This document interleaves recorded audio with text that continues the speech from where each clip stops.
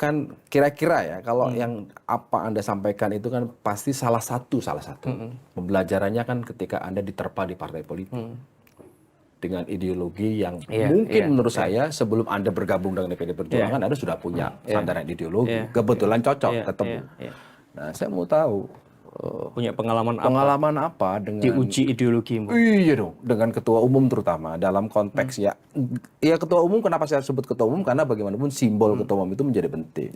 Interaksinya kepada Anda anak muda yang menurut saya terlalu jauh itu boleh nggak cerita supaya kita tahu semua nih. Mungkin godaan loyalitas terbesar saya ketika Pilgub tahun lalu ya, karena waktu itu saya bersama Mas Emil kan bareng-bareng di PDI, terus kemudian kita dapat apresiasi yang begitu besar dari masyarakat Trenggalek dan orang menaruh harapan kepada Dwi Tunggal ini gitu.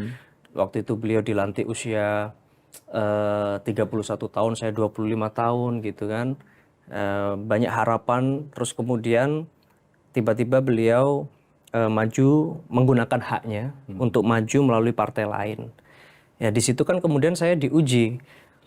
Di satu sisi kalau Mas Emil menang saya jadi bupati, tapi di sisi lain saya punya kewajiban bahwa saya memiliki penugasan untuk kemudian memenangkan calon dari partai yang memang saya sebagai kader di dalamnya. Nah itu kan nggak mudah.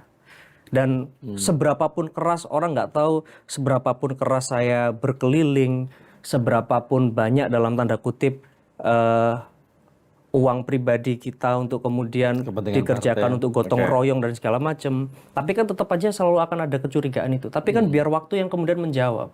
Dan di satu momen, coba itu mana wakilnya Emil tuh berdiri. Itu di dalam forum. Mega, di dalam forum. Ibu Mega ya? Iya, Ibu Mega berdiri. Coba itu lihat anak muda itu bla bla bla bla bla bla. Nah, saya mendapatkan perkataan begitu tuh pulang itu seneng gitu.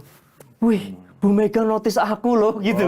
Ya kan selama ini aku kader apa gitu. Sampai ke level katakanlah ke level sekjen aja mungkin ya sekjen taunya ya cuma tanda tangan rekom gitu aja kan, tapi nggak deket nggak apa. Tapi seorang Ibu Mega itu di forum yang di forum lengkap 3 pilar kita sebutnya. Jadi eksekutif, legislatif, struktur partai. Itu kumpul di situ karena waktu itu konsolidasi. Iya. Gitu ya? Iya. Bisa apa itu anak tempatnya gimana? Ya nggak usah lah ya. Gemeteran Tapi, nggak? Agak gemeteran dong. Ya gemeternya itu satu saya jadi terpacu, terus kemudian kedua, wih Bu Mega ternyata notice Dan aku. forum-forum itu gitu. sering dilakukan Bu Mega ya? Artinya Iya daerah ya? dan Bu Mega itu kan kalau saya sebut saya sering diskusi sama ibu saya gitu. Saya ngeliat Bu Mega itu kayak sosok seperti ibu saya yang karena bapak saya sudah meninggal, jadi yang keramat di rumah itu ya tinggal ibu saya kandung. Kalau di partai ibu saya Ibu Megawati. Jadi kultur ibu Jawa itu mengutarakan sayang dengan men-challenge anaknya. Jadi saya itu nggak pernah mendengar dari mulut ibu saya, "Le, ibu iki tresno sayang karo awakmu." Enggak. Tapi yang disampaikan dhisik lho, ibu iki gak duwe ngene, gak duwe ngono, tapi ibu semangatnya begini, kamu sudah ada ini itu enggak. Itu. Enggak, soalnya beredar. Beredar apa? Mas Gibran itu pernah ditegur secara langsung oleh Ibu Mega. Di forum kepala daerah PD Perjuangan. Kapan ya? Ya sekitar 2 bulan yang lalu lah dikumpulkan. Terus kemudian bicara soal ketaatan, kepatuhan, kesetiaan kepada garis partai dan kemudian menyebut mungkin ya jangan kayak anak inilah gitu. Jadi contoh waktu itu informasinya Mas Gibran mendatangi. Soalnya ada di situ.